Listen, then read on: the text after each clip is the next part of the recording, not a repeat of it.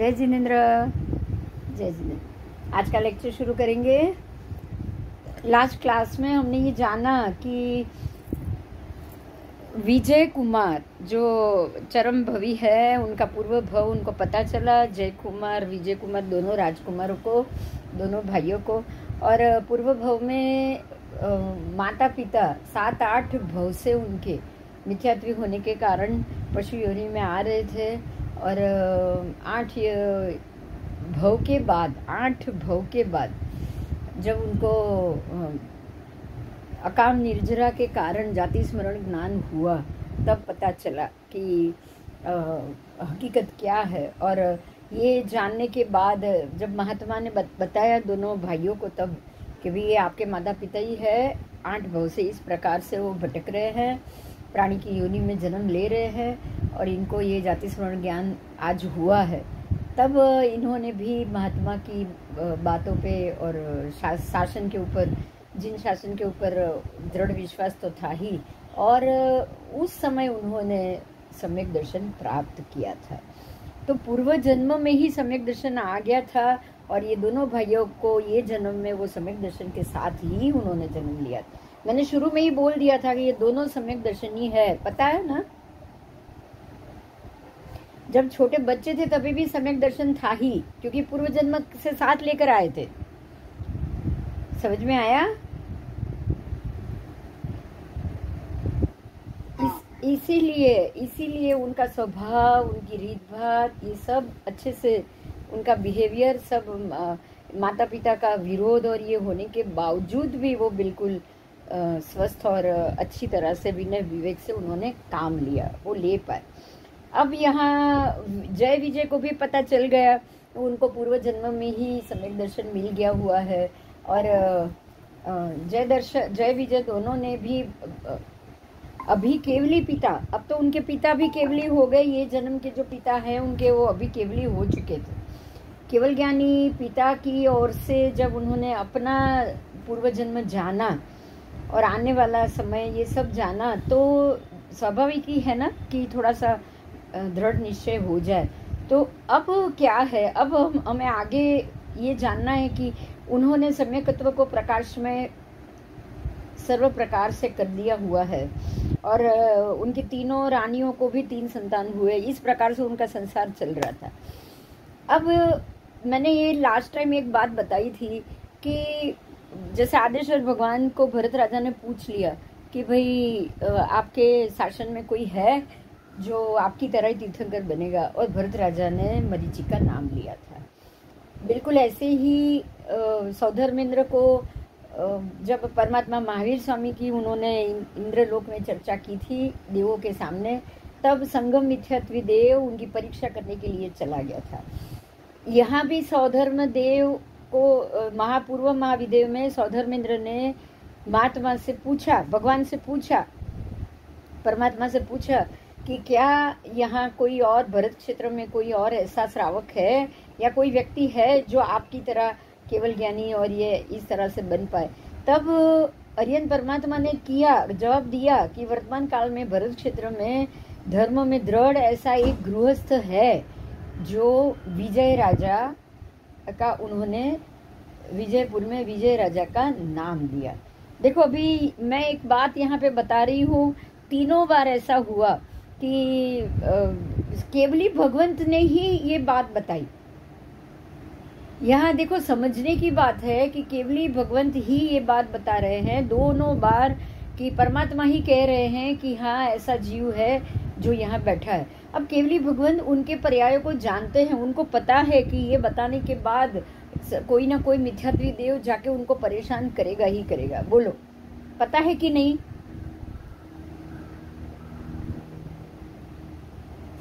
लेकिन फिर भी परमात्मा बता रहे हैं।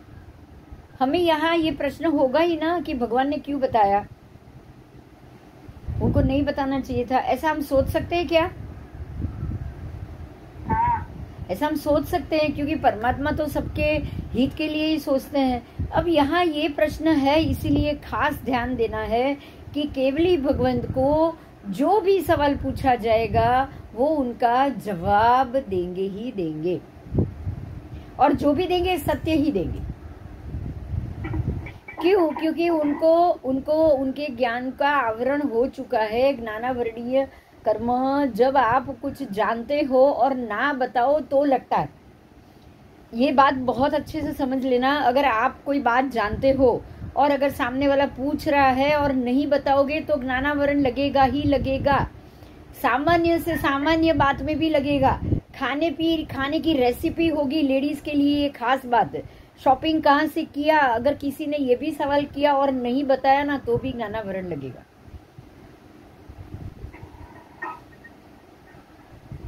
और ऐसे तो बहुत से हालत हमारे सामने से जाते हैं।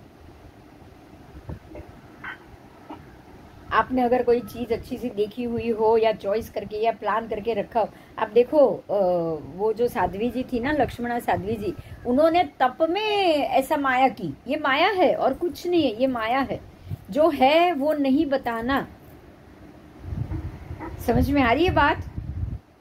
और उसको अलग रूप से पेश करना, अलग बात बता के पेश करना, या तो झूठ बोलना या बात को घुमा देना, ये एक माया है। और यही चीज है जो ज्ञान के आवरण लगाएगी। आपको पता था, आपने नहीं बताया, आपके ज्ञान को आवरण लगेगा। मेरी बात समझ में आ रही है कि कोई प्रश्न है इसमें?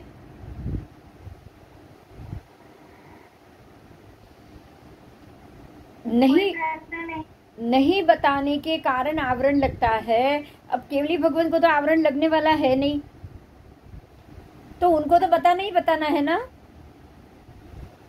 अब बताने के बाद क्या स्थिति खड़ी होती है, वो ही बात है। निमित्त, जब महावीर स्वामी को निमित्त खड़ा होना था, संगम देव के उपसर्ग आने थे, तभी उन्होंने ये इंद्र को ये बात बताई।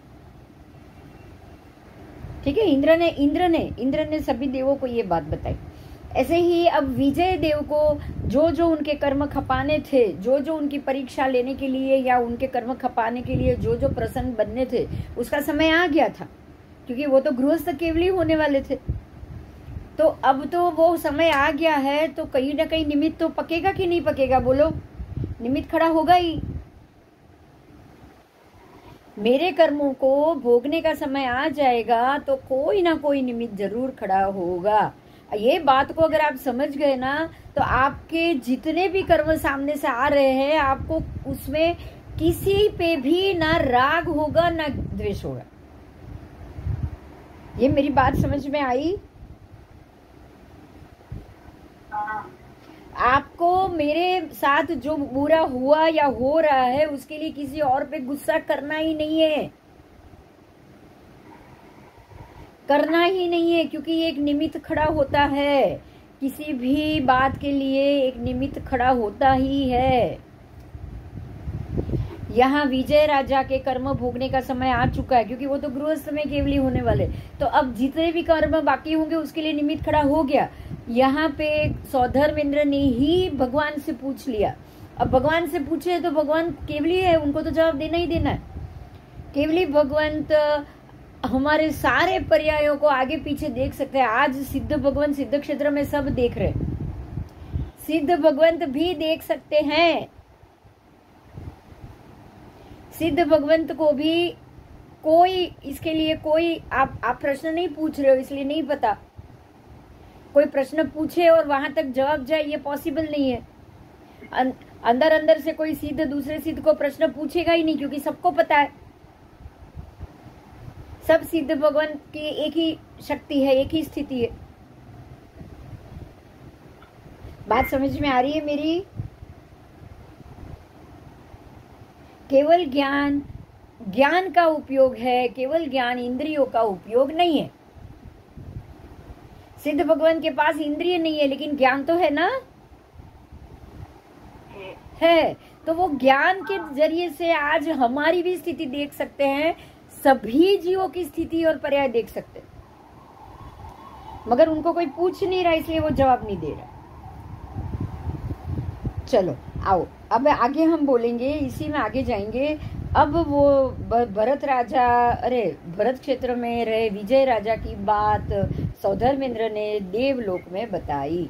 अब देवलोक में ये बता दिया कि भाई ऐसे वर्तमान काल में ऐसी प्रभु की उस वाणी को तथ्य समझना है। और वर्तमान काल में भरत क्षेत्र में एक ऐसा राजा है जो केवली होगा, जो परमात्मा की तरह ही होगा। अब एक मिथ्यात्वी देव, वो मिथ्यात्वी तो यही बोलेगा कि अरे भगवान तो बोल रहे हैं, झूठ बोल रहे हैं, मैं उसकी वाणी को मिथ्या साबित करूं। मिथ्यात्वी उसको ही कहा है ना, जिसको भगवान की वाणी पे भरोसा ही नहीं। भगवान की वाणी पे भरोसा ना हो वो ही मिथ्यात्वी है। भगवान ने कहा मोक्ष है, मिथ्यात्वी बोलेगा मोक्ष वोक्ष जैसा कुछ है ही नहीं। समझ में आया?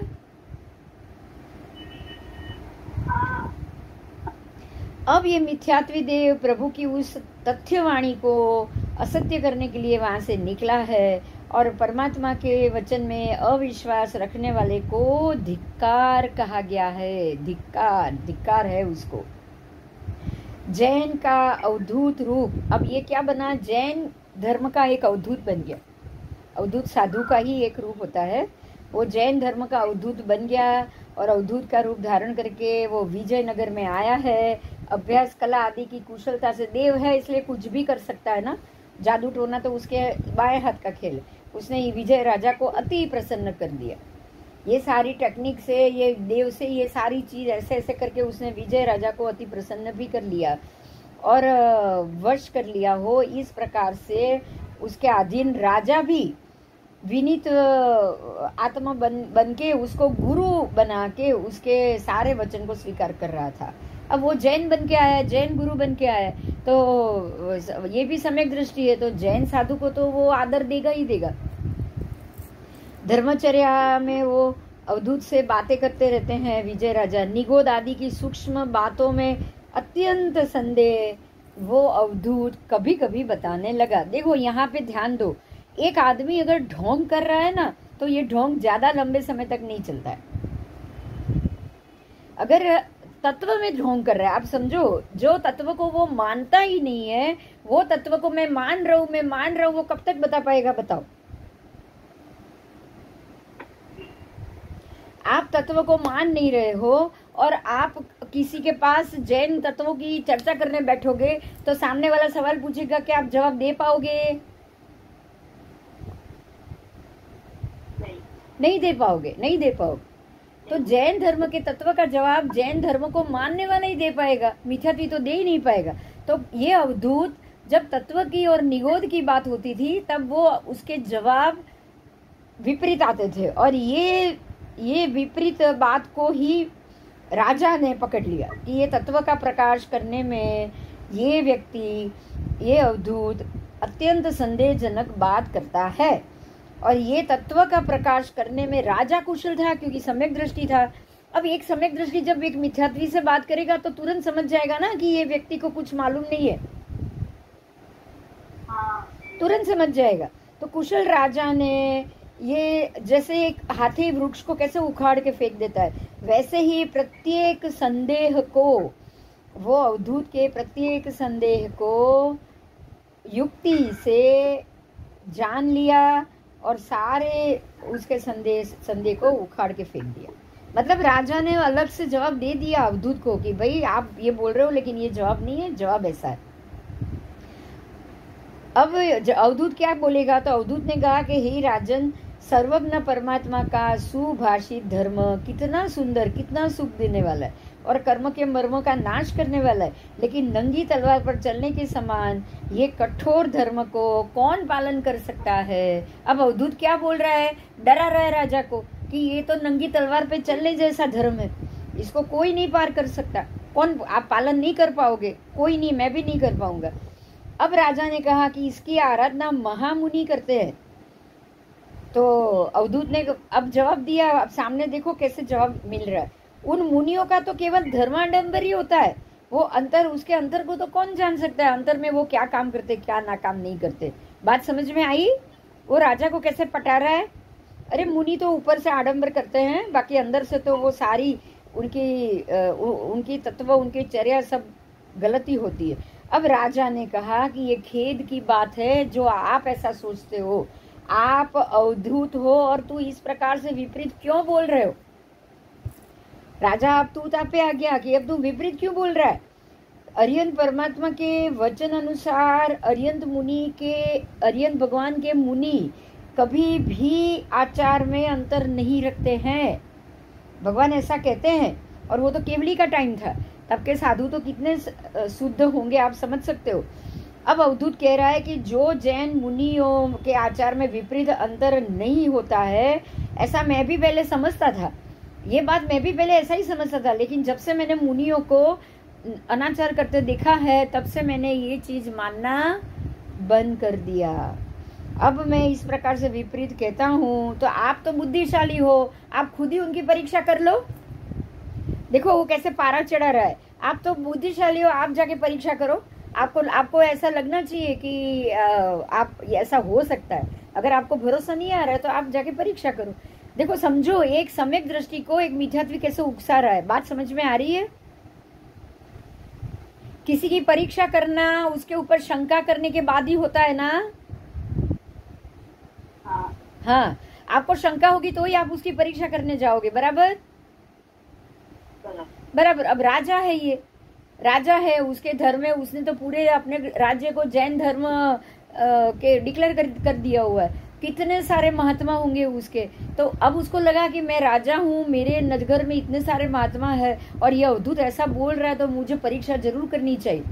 अब ये सोच के राजा अवधूत के कहने पे परीक्षा करने निकलता है। साधु जन की परीक्षा करो, उसमें ये कह रहा है अवधूत के अरियंत के मुनियों का अपवाद कौन दुर्बुद्धि बोलेगा। जिसके गुण सुनिर्णत है उसकी परीक्षा क्या करनी। राजा बोल रहे हैं अरे वो तो गुणवान है, उसकी क्या परीक्षा करनी। फिर भी अगर तुझे संशय है तो मैं तेरा संशय दूर करने के लिए जरूर परीक्षा लूंगा। अब एक समय में शिष्य समुदाय के साथ कोई एक बड़े उत्तम गुरु महाराज वहां पधार। हुआ ये कि उसके लिए गुरु महाराज होने भी जरूरी थे।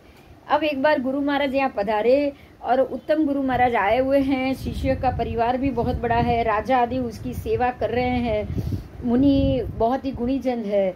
अब राजा ने कहा अवधूत से कि ये मुनियों की प्रशंसा तो रत्नों के समान है, अब इनकी परीक्षा करना उचित है, चलो हम उसकी परीक्षा कर सकते हैं। और सबकी परीक्षा रात्रि में गुप्त वेश में ही हो सकती है, इसलिए वो परीक्षा विधि में आप जल्दी करो। आज आप रात को, आज हम दोनों परीक्षा करने के लिए निकलेंगे। अब ये देखो, अब यहाँ मजे की बात क्या है पता है, राजा नहीं जानता कि वो अवधूत देव है, बराबर। अवधूत तो देव है, कोई भी चीटिंग कर सकता है कि नहीं कर सकता है? कर सकता है। अगर राजा अवधूत के कहने से अवधूत के साथ परीक्षा लेने जाएगा तो अवधूत तो जो मुनि जो धर्माराधना कर रहे हैं उसको विपरीत काम करते हुए भी बता सकता है कि नहीं?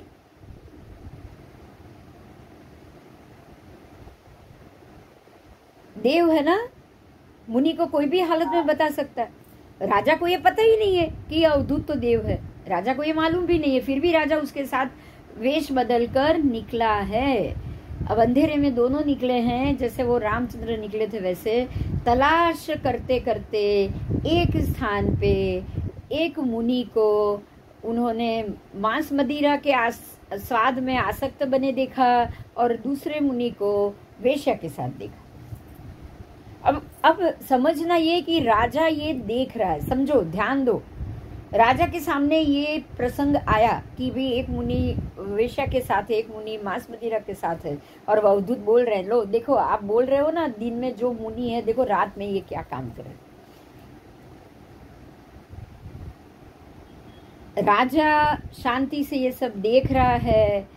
निर्वेद, क्रोध, लज्जा, उद्वेग और भ्रगण से राज्य धर्म में एक भाव होने पर भी मिश्रित भाव का अनुभव करने लगा। राजा सोच रहा है अरे ये तो सुबह अलग थे, अभी अलग दिख रहे हैं, तो इसको क्या समझे, ऐसा करके वो थोड़ा आगे गया।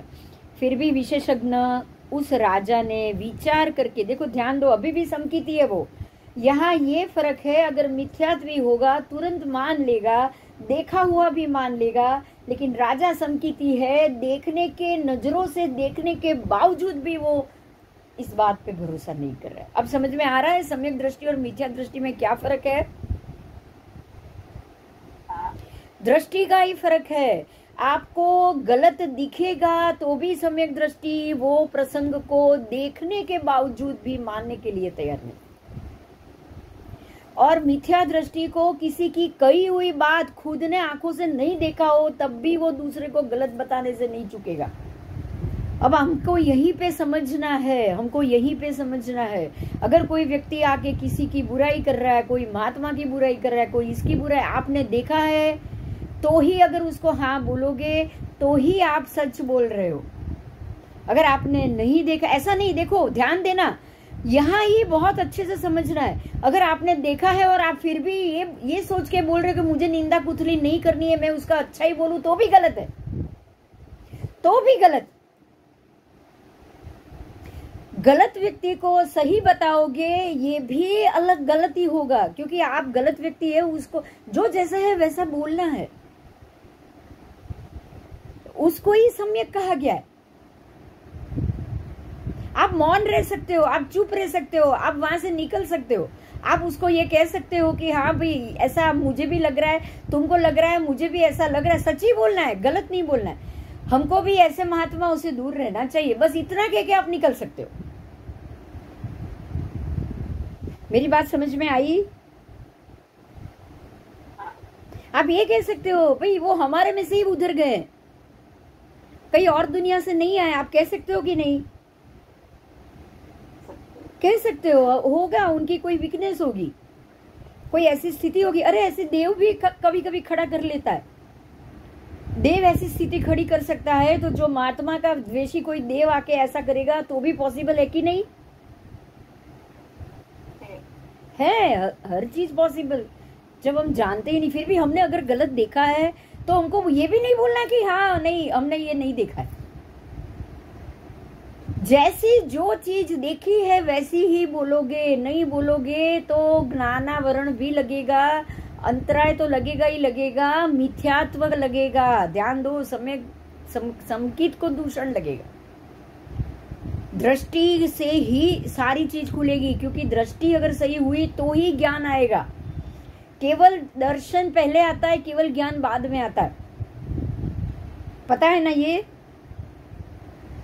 केवल दर्शन का मतलब है, केवल दर्शन शब्द ही है और कुछ नहीं है।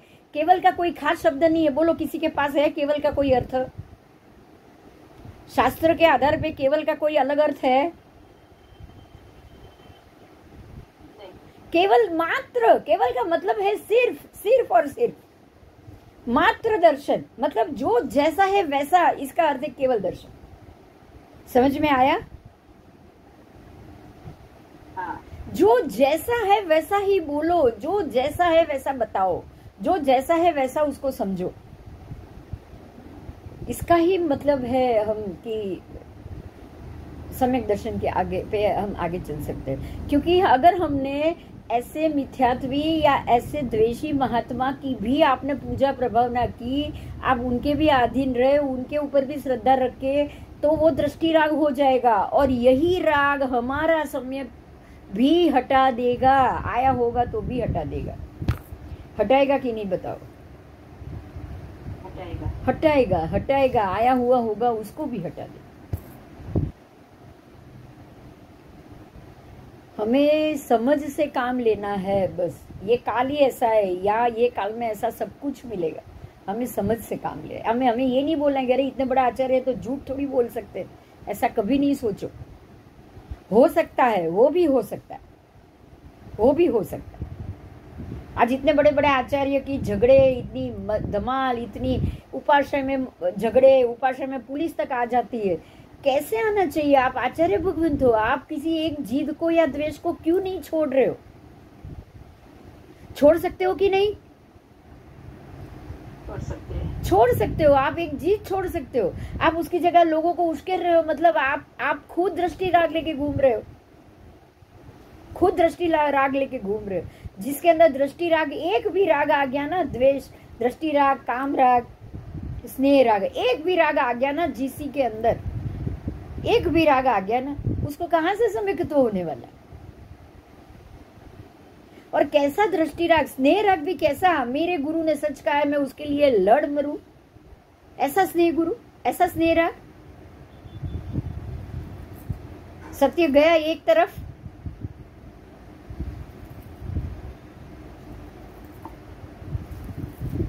आओ आगे।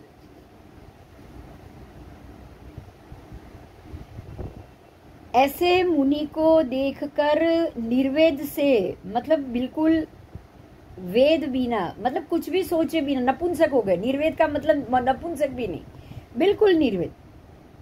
क्रोध, लज्जा, उद्वेग, भ्रमित गण, ऐसे बनने के राज्य धर्म में एक भाव होने पर भी, राज्य धर्म में ये सब चीज जरूरी है। देखो, राज्य धर्म में क्रोध जरूरी है, राज्य धर्म में लज्जा जरूरी, उद्वेग जरूरी, सब जरूरी है। लेकिन ये राजा संकीर्ति है। ऐसा राज्य धर्म होने के बावजूद, राज्य धर्म में क्या है, जैसे ही किसी को गलती करते देखा तुरंत सजा करो, राज्य धर्म है कि नहीं? वो राज्य धर्म ही है। अगर कोई गलत करेगा दिखेगा, ऐसी तुरंत सजा करोगे। आज क्या है, आज कोर्ट में और जज में क्या चल रहा है? जजमेंट कैसे आता है? वो साक्षी से ही आता है ना। अगर कोई साक्षी मिल गया कि नहीं मैंने इसको खून करते हुए देखा है और ये सारी चीज उधर लगा दी, तो कोई निर्दोष होगा, उसको भी फांसी हो जाएगी। होगी कि नहीं होगी बताओ? तो राज्य धर्म कैसे चलता है? दृष्टि से देखी हुई बातों से ही तो चल रहा है। लेकिन ये सम्यक दृष्टि राजा है, वो देखी हुई बातों पे भी भरोसा नहीं करेगा। अयोग्य, हद पार, ये विपरीत आचरण कहाँ? उसने मुनि से कहा। राजा ने विशेष रूप से पहले विचार किया, फिर उस मुनि से कहा, अरे आप ये सर्वथा अयोग्य और हद पार, ये विपरीत आचरण क्या कर रहे हो, क्यों कर रहे हो? वो सीधे मुनि के पास ही चले गए और उनको बोला कि आप ऐसे आचरण क्यों कर रहे हो? कहाँ तुम्हारा पवित्र चरित्र है और कहाँ तुम ये इंद्र की ये रमण क्रीड़ा और ये विष्टा के कीड़े की तरह आप यहाँ घूम रहे हो, रमण क्रीड़ा कर रहे हो। राजा संकीर्ति है, वो समझा रहा है मुनि को कि आप ये क्या कर रहे हो, किस गति का, किस जाति का ये चारित्र है आपका, आपका ये क्या तप है, ये कौन सा जाप है, कौन सी क्रिया है, कुछ लज्जा है कि नहीं, कोई डर है कि नहीं, और ऐसे दुष्ट से दुष्ट दुराचरण आप क्यों कर रहे हो? ठीक है, ऐसे जीवन को धिक्कार है, ऐसे दंभी वेश को धिक्कार है, ऐसे निशंक मन को धिक्कार, ये सब बोल गए वो जाके वो मुनि को। ऐसे संसार बढ़ाने वाले विषय को धिक्कार है, जो ये लोक और परलोक में भी आपको स्थान नहीं देगा। ऐसे अति बड़े अनंत दुख निष्कलंक होने के बावजूद वो कलंकित करके आपको संसार में परिभ्रमण कराएगा। तो हे तत्वज्ञ, मतलब हे मुनिराज, आप ये कुकर्मों से जल्दी से बाहर आ जाओ और अपने आत्मा को कृत्य में प्रवृत्त करो। उसने क्या तत्व जाना है? आपकी आत्मा ने कोई तत्व ही नहीं जाना। आप अपनी आत्मा को तत्व से भाषित करो। ये उन्होंने किसको कहा? मुनिराज को। किसको कहा? मुनिराज को। अब इस प्रकार शिक्षा देने वाले राजा को उस वेशधारी, अब मुनि क्या जवाब दे रहा है? ध्यान दो। अब देखो, ये मुनि तो है नहीं, ये सारा देव का किया धरा है। मुनि उसको क्या जवाब दे रहा है? अरे तत्व को जाने बिना मुझे तो इस तरह से विपरीत क्यों कह रहा है? अन्य मुनिजन भी अंदर इस प्रकार से ही है। और त्याग करने में कौन शक्तिमान है? हम लोग भी, जैसे आप त्याग नहीं कर सकते, हम भी त्याग नहीं कर सकते। आश्चर्य की बात यह है कि एक गिरा हुआ मनुष्य दूसरे को भी गिरा हुआ बताता है। ऐसा राजा ने ये सोचा कि अरे ये कैसा पागल मुनि है, खुद गिर गया और बोल रहा है दूसरे भी सब गिरे हुए। ये सोच के राजा आगे बढ़ा। अब आगे बढ़ा तो एक दूसरा साधु को देखा जो स्त्री के साथ बैठा हुआ है, फिर तीसरा को चोरी करते हुए देखा, चौथे को शिकार करते हुए देखा, और पांचवें साधु को तो उससे मछली पकड़ते हुए देखा। ये सारा एक के बाद वो राजा देखा। अब राजा ये बोला, ये सारे साधु निश्चय से ही भ्रष्ट और अधम है। अब मैं उनके गुरु महाराज के पास जाता हूँ और गुरु महाराज को जाके मैं बोलता हूँ कि ये सारे आप सड़े हुए पान को जल्दी से गज के बाहर निकाल दीजिए। ये सारे पान आपके जो है पत्ते वो सड़ चुके। ऐसा सोचने के बाद राजा अपने महल में आता है वापस, और उतने में वो एक वेशधारी साधु के गुरु को, मतलब जो गुरु को वो मिलने जाने वाला होता है ना, उसी गुरु को जब वो राजा महल में आ रहा है, राजा एक तरफ से महल में आ रहा है और वो गुरु राजा के महल के अंतपुर से बाहर निकल रहा है। देखो ये कैसी लीला है देव की, समझ में आया? गुरु खुद राजा की रानियों के महल में से बाहर निकल रहा है, वो भी आधी रात को।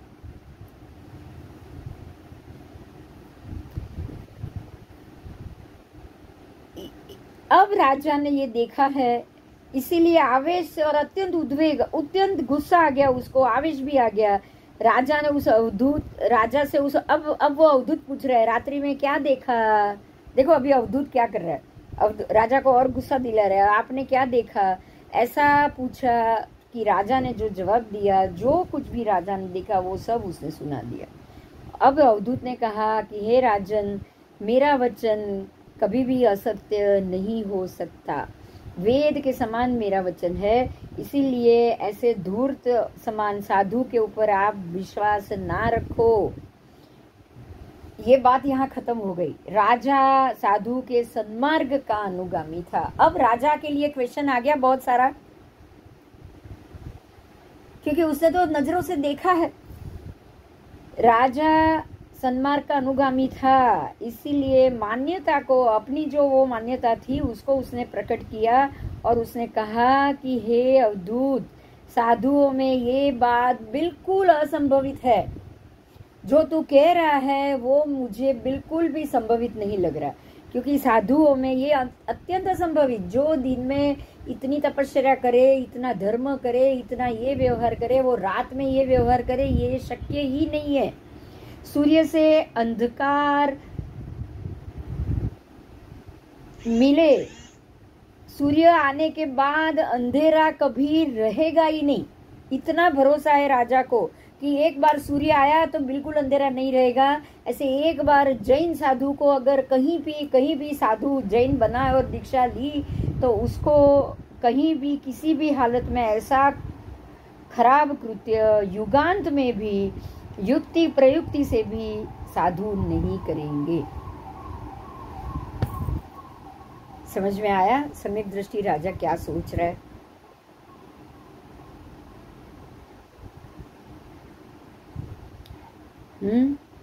ये जो कुछ भी मैंने देखा है, नजरों से देखा है, वो असत्य हो अथवा असत्य भी हो, कोई नहीं, मैं ऐसा समझ रहा हूँ यार ये तो असत्य ही है, लेकिन फिर भी अगर सत्य भी हो, इसमें सत्यता भी अगर हो, फिर भी इससे सभी साधुओं में कभी भी अविश्वास नहीं रखना चाहिए।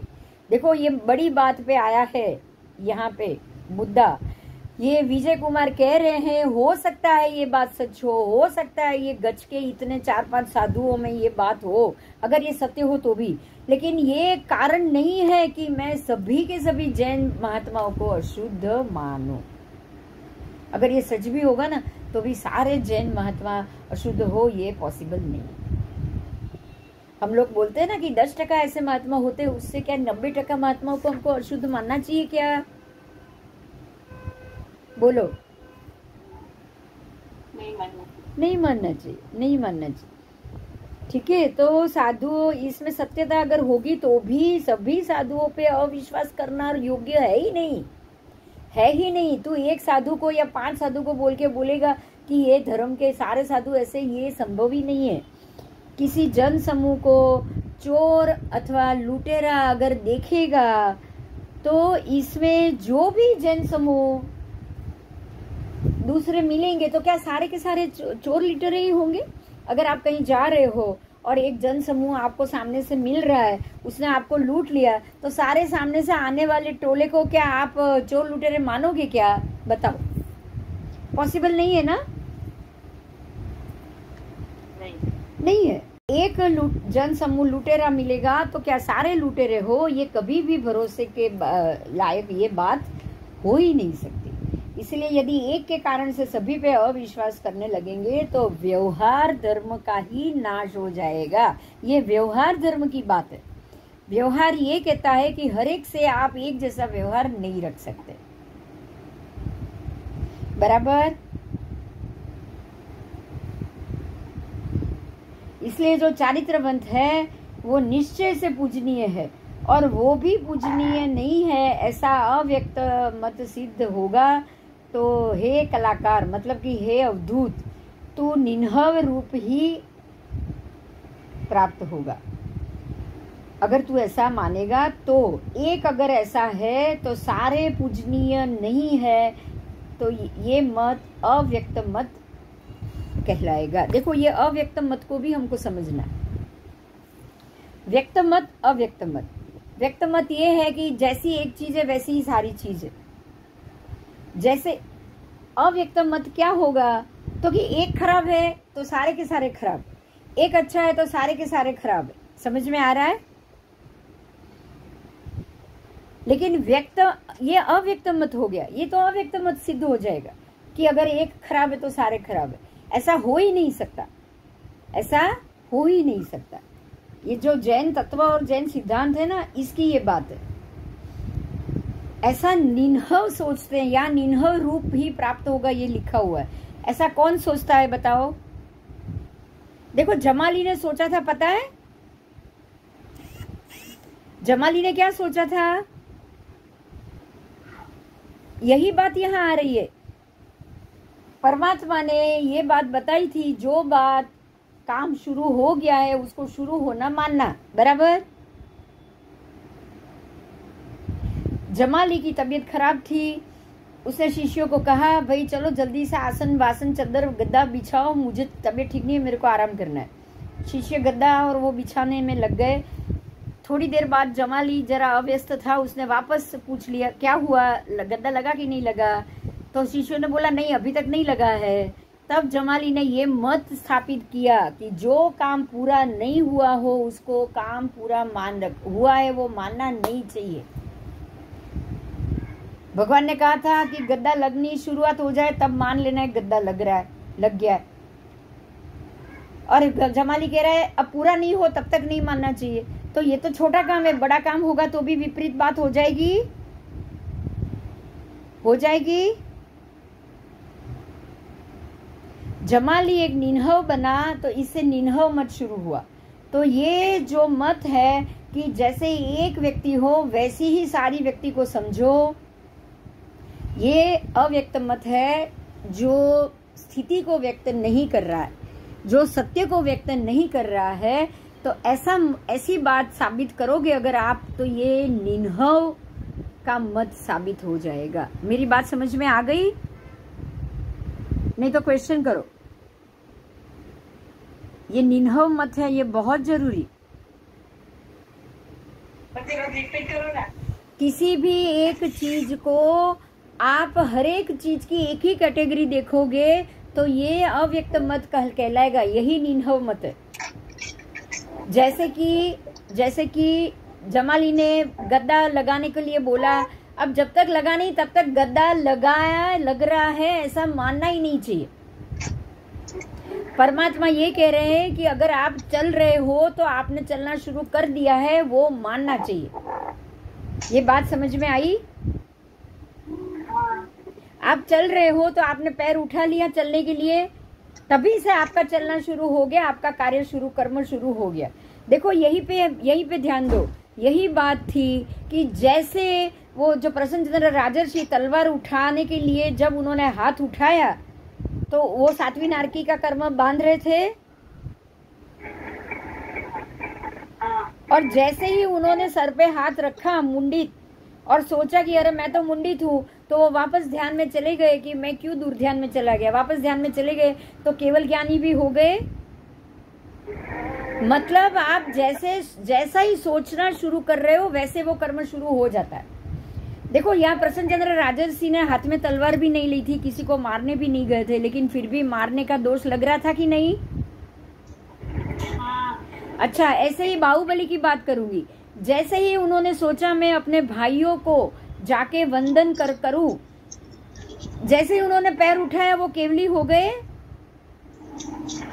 मतलब ये हुआ कि उनका पैर उठाना ही, उनका खाली पैर उठाना ही वो माफी मांगने के लिए जा रहे, वो बात कंफर्म हो गई। तो पैर उठाने से ही, जैसे उन्होंने पैर उठाया उनका कर्म पूरा हो गया।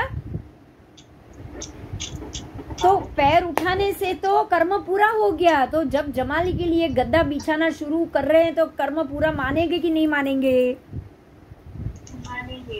मानेंगे। भगवान यही कह रहे हैं कि जैसे ही आप पैर उठाओगे, चलना शुरू करोगे, आपका कर्म पूरा हो गया। मगर यहाँ पे देखो क्या हुआ, यहाँ पे क्या हुआ, अव्यक्त मत हो गया।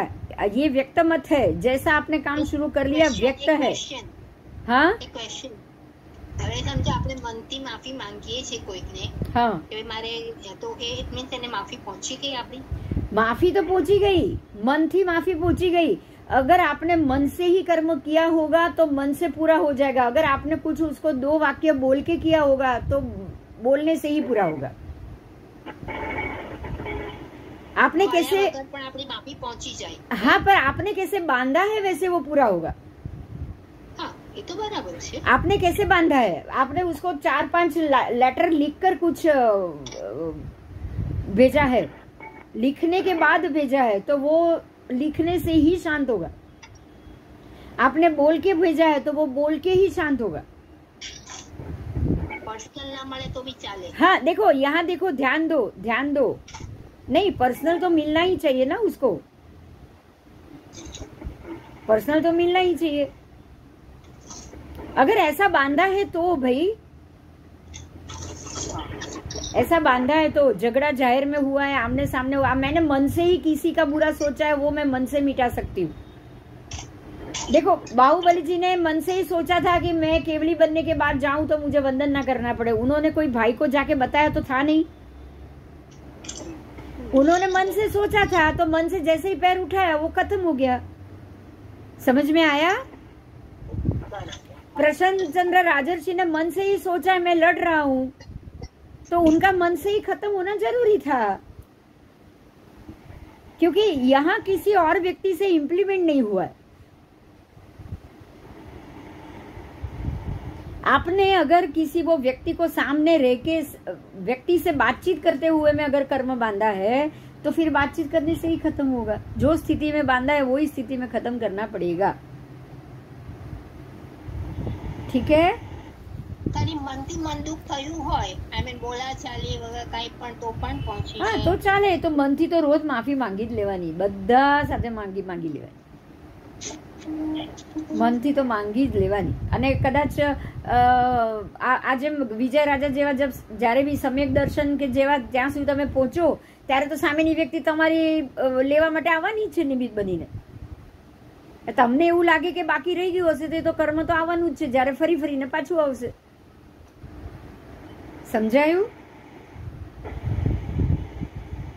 હા, મોકો મળે તો એ રીતે પણ માંગવાનું, પણ આ વ્યક્ત મત અવ્યक्त मत છે, यही समझना बहुत जरूरी है। व्यक्त मत क्या है, अव्यक्त मत क्या है। अव्यक्त मत है वो निन्हव बनाएगा। अव्यक्त मत में आप व्यक्त ही नहीं है, ये बात अभी तक हुई ही नहीं है, बस जब होगी तब मानेंगे।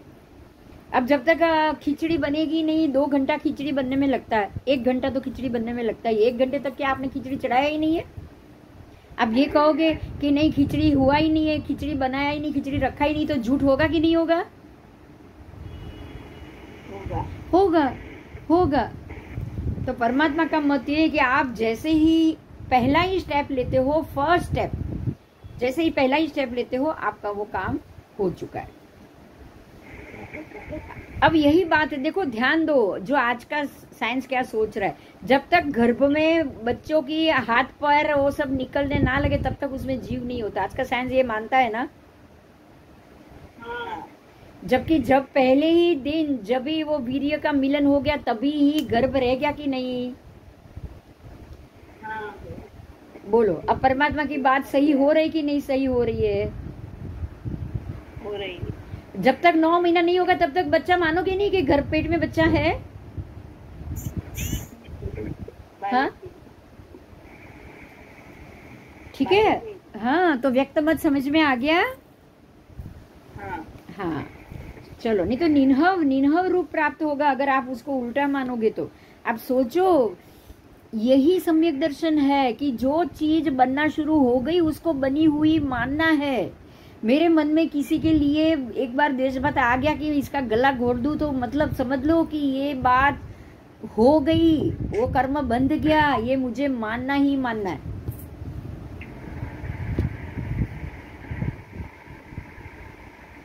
आओ, अब ये पूछ रहा है अवधूत से, राजा पूछ रहा है कि ऐसे तो अव्यक्त मत सिद्ध हो जाएगा कि अगर सबके सब खराब है। अब अवधूत कह रहा है कि अरे राजा, तू क्या बोल रहा है? तुम्हारे में भी दृष्टि राग कैसा है? ये साधुओं को तू दृष्टि राग से देख रहा है, तू तेरे में जैन धर्म का दृष्टि राग आ गया है। देखो अवधूत क्या कह रहा है, दृष्टि राग वो तत्व से समझाने की कोशिश कर रहा है कि अरे तेरे के अंदर दृष्टि राग आ गया है, तुझे साधुओं के प्रति दृष्टि है, तुझे जैन धर्म के प्रति दृष्टि है।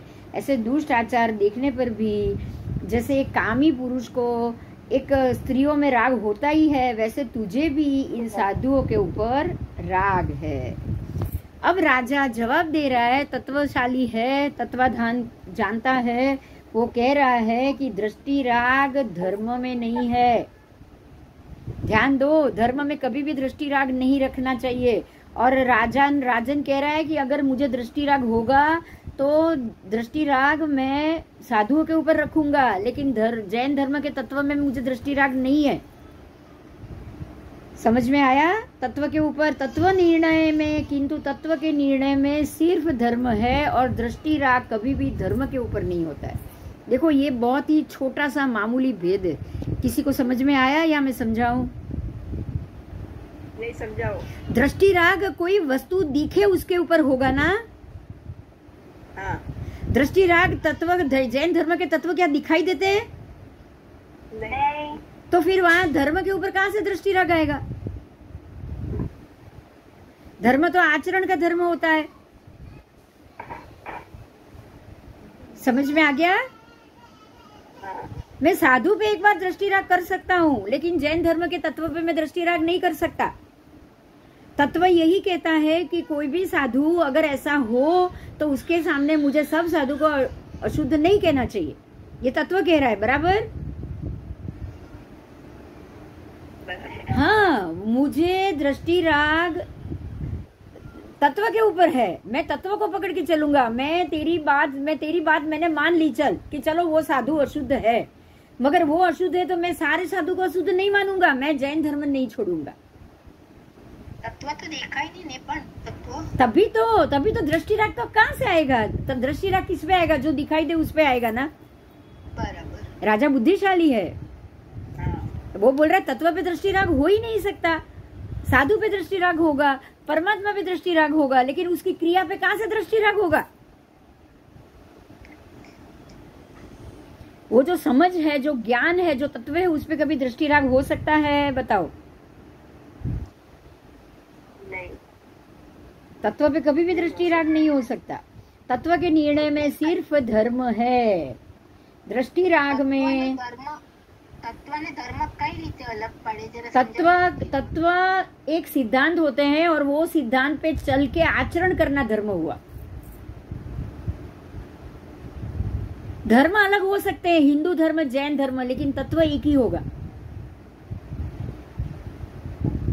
मोक्ष एक ही होगा, सिद्ध गति एक ही होगी। मोक्ष में जाने वाला हिंदू धर्म से भी जा सकता है, जैन धर्म से भी जा सकता है।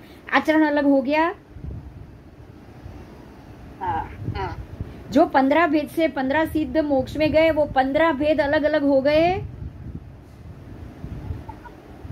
कोई गृहस्थ गया, कोई साधु गया, गए कि नहीं मोक्ष में? तो तत्व तो एक ही है ना, सिद्ध तत्व। हाँ। लेकिन रास्ता अलग अलग हुआ। रास्ता अलग क्यों हुआ? क्योंकि सबके आचरण अलग थे। गृहस्थ के आचरण में था, साधु के आचरण में था, वल्कलचेरी हिंदू साधु के आचरण में था कि नहीं? सब अलग। हाँ। अब समझ में आया? तत्व और सिद्धांत एक ही है, उस पे किसी को भी कोई राग, दृष्टि राग नहीं हो सकता। आपको धर्म के ऊपर या वो धर्म के स्थापित करनार व्यक्ति के ऊपर दृष्टि राग हो सकता है। आपको जैन धर्म के संस्थापक अरिहंत परमात्मा पे दृष्टि राग हो सकता है, उसकी प्रतिमा पे दृष्टि राग हो सकता है, उसके साधु पे भी दृष्टि राग हो सकता है, लेकिन जैन धर्म के तत्व और सिद्धांत के ऊपर कोई दृष्टि राग नहीं है, क्योंकि वो धर्म है। समझ में आया? हाँ। अब राजा को समझ में आ गया कि ये अवधूत जानकारी नहीं है। आ गया? और ये भी मेरा वचन नहीं है, राजा कह रहा है, ये मैं नहीं कह रहा हूँ, ये सर्वज्ञ कथित वचन है और ये निर्णय युक्त है, उसमें कोई शंका नहीं है। परमात्मा के कहे अनुसार गुरुता जैन मुनि में ही है, जैसे कि जैन मुनि की गुरु तत्व को मिथ्या करता है। देखो, गुरुता और लघुता ग्रंथि खाली मुनि में है, और मुनि जैन धर्म को या गुरु बनाएगा, बड़ा बनाएगा, या लघु बनाएगा, हाँ या ना? हाँ। मुनि अपने आचरण से जैन धर्म को उत्कृष्ट तक ले जाएगा, और एक मुनि अपने आचरण से जैन धर्म को लघु की तरफ ले जाएगा कि नहीं? ले जाएगा। तो क्या उससे धर्म खराब हुआ? खराब कौन हुआ, गुरु हुआ या धर्म हुआ? गुरु हुआ। गुरु खराब हुआ, क्योंकि धर्म तो उत्कृष्ट ही है। तत्व सिद्धांत, जैन धर्म के सिद्धांत तो उत्कृष्ट है ही है, उसका तत्व तो उत्कृष्ट है ही है। बोलो बोलो, क्लियर होगी बात आज? हाँ। ये सम्यक दृष्टि इस बात को पकड़ के चलता है। अगर आप सम्यक दृष्टि हो, आपको ये बात को पकड़ के रखना है कि कभी भी धर्म के सिद्धांत से हमें चलित नहीं होना है। किसी भी महात्मा की किसी भी स्थिति को देख के जैन धर्म को कभी भी कुछ नहीं बोलेंगे। अगर महात्मा बहुत अच्छे होंगे तो भी नहीं, बहुत अच्छे कर्म होंगे तो भी नहीं, और उनके बहुत बुरे भी अगर कर्म हुए तो भी नहीं, तो भी नहीं, क्योंकि एक जैन साधु की गुरुता और लघुता कभी भी जैन धर्म को गुरु और लघु नहीं बना सकती। बराबर? बराबर। हाँ, इसीलिए हे अवधूत, तू मिथ्या दृष्टि है। देखो, राजा को समझ में आ गया कि तू ये सोच रहा है कि एक साधु खराब है तो पूरा का पूरा धर्म ही खराब है, जैन धर्म को छोड़ दो, इसका त्याग कर दो, क्योंकि ये मिथ्यात्वी है, वो यही सोच रहा है। तो अब राजा को समझ में आ गया कि ये अवधूत ही मिथ्या दृष्टि है। अब मैं इसको गुरु बना के बैठा था अब तक, अब मैं इसको यहाँ से गुरु बना के रखूं या भगाऊं? सम्यक दृष्टि सोचेगा यही कि भगाऊं, अभी तू तो मिथ्या दृष्टि है, अब तू बात करने के भी योग्य नहीं है।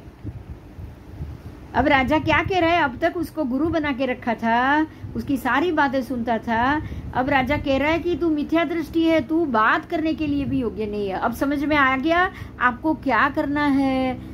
अगर कोई मिथ्या दृष्टि है, अगर कोई विपरीत बात कर रहा है, तत्व से विपरीत बात कर रहा है, धर्म से विपरीत बात कर रहा है, आपको ये समझना है कि ये बात करने के भी योग्य नहीं, उसकी बात मानने की तो बात घर गई। आप क्या करोगे? हाँ, ये बात करने के भी योग्य नहीं। राजा की इस युक्तियों से अब वो अवधूत का काम निष्फल हो गया, और अब वो कपट तो वो था ही, अब वो तुरंत वहां से भाग गया, कहीं चला गया। और राजा ने भी वो मिथ्या दृष्टि होने के कारण उसको कहीं पे भी ढूंढा नहीं। ढूंढता तो मालूम पड़ जाता कि ये देव है, देव था तो मिलने वाला तो था नहीं। बराबर? बराबर। अब हुआ, अब ये तो एक प्रसंग हो गया, और राजा की कसौटी बराबर सम्यक दर्शन की कसौटी हुई कि नहीं हुई? बोलो। आज हमको कोई आके बोलता है ये ऐसे, तो हम तो उसकी या तो उसकी बातों में मान लेंगे, या फिर उसको ये बोलेंगे अरे भाई तू ऐसे बोल मत, बोलने के बोल से हमको निंदा नहीं करनी है, जाओ बस उसको वंदन करो, ये काम करो और वापस आ जाओ। बोलो, आप ये दो में से ये काम करोगे या कोई तीसरा करोगे? क्या करोगे बताओ? तीसरा नहीं करोगे। अब तीसरा करोगे, क्या करोगे? उसकी बात को सही मानेंगे। उसकी बात सही मानेंगे और आप खुद चकासोगे। आप क्या करोगे? राजा की तरह क्या करोगे? उसकी बात को चकासेंगे, खुद चकासोगे, और लगा कि ये गलत है तो उसको जाके वंदन प्रार्थना करना तो बंद ही करोगे। ये तो करनी ही पड़ेगी। अगर ऐसे साधु भी मिले तो जाओ और उसको सरेंडर हो जाओ, ये नहीं चलेगा। समझ में आया? हाँ। किसी भी मिथ्या दृष्टि के सरेंडर नहीं होना है, फिर वो जैन साधु हो या कोई ऐसी बाहर की व्यक्ति हो। जो बोले कि तत्व गलत है, मोक्ष वोक्ष जा नहीं सकते, ये सारे झूठे हैं, ये सारे महात्मा गलत है, जो ऐसे वेश लेके घूम रहे हैं, ये कभी ये करेंगे कभी अरे ये कर्म के अधीन है, उनको कर्म के अधीन है, इसको तो समझना ही पड़ेगा हमको, अगर ऐसा भी कुछ हुआ तो। समझ में आया? हाँ ये कर्म के अधीन है, ऐसा हमको समझना ही पड़ेगा। अब हुआ दूसरा, देखो यहाँ अभी तक राजा को मालूम नहीं पड़ा है कि ये सब देव का किया धरा है, वो तो उसको तो यही पता है कि ये पूरे जो गुरुदेव है उसके साथ जो मुनि राजा है उसको उन सबको इसने जो हालत में देखा वैसी ही हालत में ये सब है। राजा ये बात को भी सच्ची मान रहा है, लेकिन ये नहीं मान रहा कि इसके कारण मैं सारे महात्माओं को गलत मानूं। अब ये राजा, प्रधान, सेठ आदि सारे मुख्य जनों को किसी दिव्य पुरुष, अब सभी राजा को, फिर प्रधान को, सबको जो मुख्य थे ना नगर के, वो सबको किसी ने सपने में आके कहा, क्या कहा कि जो प्राणी संहार, जो सर्प है, बड़े बड़े भयंकर, जो यमराज के समान जो सर्प होते हैं, ऐसे सर्पों का ये नगर में उपद्रव होने वाला है, तो आप लोग नाग कुमार देवों की प्रतिमा बनाओ और उसकी पूजा शुरू करो, आरंभ करो। ऐसा सपना राजा को भी आया, नगर के मंत्री को भी आया, सबको एक साथ ये सपना आया। ऐसा कभी हो सकता है? नहीं। अब हमको तो समझ में आ गया, यही कहानी में 2 बार ऐसा हुआ, जो रानी को सपना है वही राजा को सपना है। अब ऐसा है तो समझ लो ये जरूर कोई देव का किया धरा है है ना, जो सबको एक साथ जाके सपना देगा। आओ, तो ऐसा सपना आया और ऐसा बोला राजा को आके कि अब इस नगर में नाग मंदिर में फणीधर सर्प की मूर्ति को आदर पूर्वक प्रतिष्ठित कराओ और उसकी पूजा करो। अब प्रभात काल में सारे एक निमित्तक ने आकर ये सपना बताया, राजा को बताया महल में ही। राजा ने बोला हाँ मुझे भी ऐसा आया है। अब वो प्रधान बोल रहा है मुझे भी ऐसा आया है, दूसरा बोल रहा है मुझे भी ऐसा आया है। अब क्या करना चाहिए? अब राजा सोच रहा है ऐसा कैसे पॉसिबल है, सबको एक ही समान सपना आया। राजा तो सोचेगा ही, क्योंकि वो तो बहुत ही होशियार और बहुत ही ज्ञानी है। समस्त नगर निवासी उस नागेंद्र की पूजा करने के लिए तैयार हो गए। राजा ने कहा आप लोगों को जिसको जो करना है करो, मैं आप में से किसी को नहीं रोकूंगा। लेकिन राजा ने वो मंदिर में, नागेंद्र की मंदिर में जाके पूजा करना स्वीकार नहीं किया। अब आगे आगे बात जा रही है, सब लोग पूजा कर रहे हैं, राजा पूजा नहीं कर रहा है। राजा पूजा क्यों नहीं कर रहा है? आके लोगों ने पूछा, समस्त प्रजा ने, कि आप करो, आप ये करो। लेकिन सम्यकत्व में ही प्रेम है राजा को। राजा ये समझ रहा है कि ये सारा जो उपद्रव हुआ है वो सारे कर्म के अधीन है, और कर्म के अधीन अगर ऐसा कुछ होने वाला हो तो उसको कोई नाग कुमार देव की पूजा करने से ये हटेगा नहीं। समकीती है, वो जानता है कि जो कर्म आए उसको भोगो, शांति से भोगो। इसलिए वो सबको मना नहीं कर रहा है, सबको बोल रहा है आप जाओ, आपको जो करना है करो, मैं अपने धर्म को ये जगत के सुख के लिए मलिन नहीं करूंगा। राजा कह रहा है कि मुझे अभी शांति से मैं जीऊं, शांति से मेरी तबीयत ठीक रहे, उसके लिए मैं नहीं करूंगा, आप लोग सब करो। अब हुआ ये कि सब लोग पूजा प्रार्थना कर रहे हैं, तो सब लोगों के यहाँ कुछ नहीं हो रहा है, लेकिन राजा के महल में उपद्रव अब ये देव तो शुरू करेगा। अब नाग कुमार देव को गुस्सा आएगा, आएगा कि नहीं आएगा बताओ? आएगा। नाग कुमार देव को गुस्सा आया कि मेरे आकर पैर पकड़ने के लिए राजा क्यों नहीं आया, सब आया, राजा क्यों नहीं आया। अब उसने क्या किया कि सबको विकराल मुखाकृति बना बना के चारों तरफ सर्प महल में घूमने लगे। राजा के महल में भयंकर सर्प चारों तरफ घूमने लगे। राजा ने स्थान बदल दिया, महल बदल दिया, तो दूसरे महल में भी आए, वहां से भी हटे तो तीसरे महल में भी आए। सब प्रजा बोल रही है कि अरे राजा को ये करना चाहिए, राजा क्यों नहीं मान रहा है, राजा क्यों नहीं मान रहा है। अब ये राजा फिर भी नहीं मान रहा है। अब एक दिन राजा को आके सपने में, रात को सपने में वो आए, नाग कुमार देव आए, और उसने राजा को कहा कि तू कदाग्रही है, तू मेरी पूजा नहीं कर रहा है, अब तू सुबह उठकर देख, जाके पूजा कर, नहीं तो मैं तेरे स्त्री और पुत्र को मार डालूंगा। राजा को ये सपना आया, सुबह वो उठे, उठे, लेकिन एक दिमाग में एक ही बात है, धर्म पे निश्चल है। उसने बोला कि भाई मुझे ऐसा नहीं करना है। उसने नहीं की, उसने पूजा नहीं की। तो अब नागकुमार देव को क्रोधित तो हुए ही थे। उसने नाग का रूप लेकर आया, रानी को भी डसा, पुत्र को भी डसा, दोनों को डसा। अब दोनों को डसा है। राजा ने बुलाया सबको, जरा भी राजा तो क्षोभित नहीं हुए, लेकिन उसने मंत्र तंत्र औषधि सारे प्रयोग किए। अब देखो यहाँ समझने की बात यह है कि राजा के पास तो इसकी भी मंत्र और औषधि तो थी ना, थी, लेकिन यहाँ उसको वो याद नहीं आ रहा है। राजा के खुद के पास 3 मंत्र और मंत्रोषधि थी, लेकिन ये समय पे उसको बिल्कुल याद नहीं आ रहा है।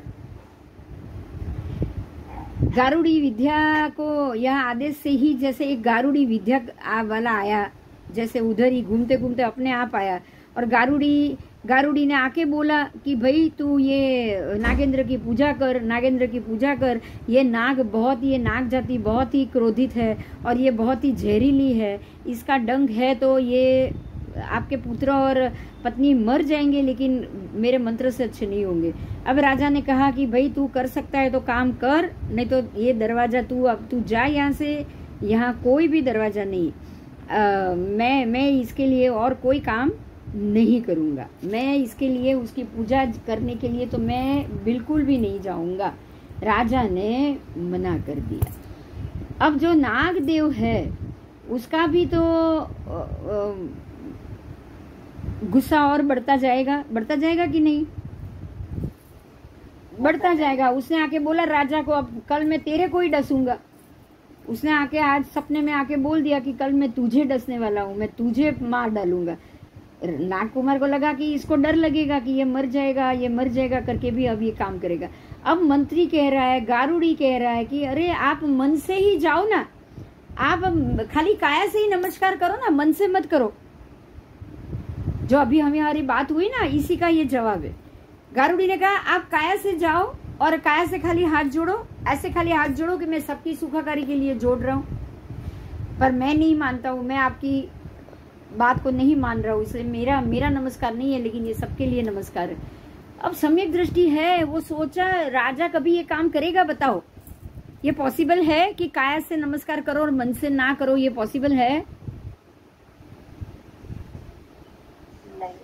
मन से तो सबसे पहले आएगा, फिर काया से आएगा।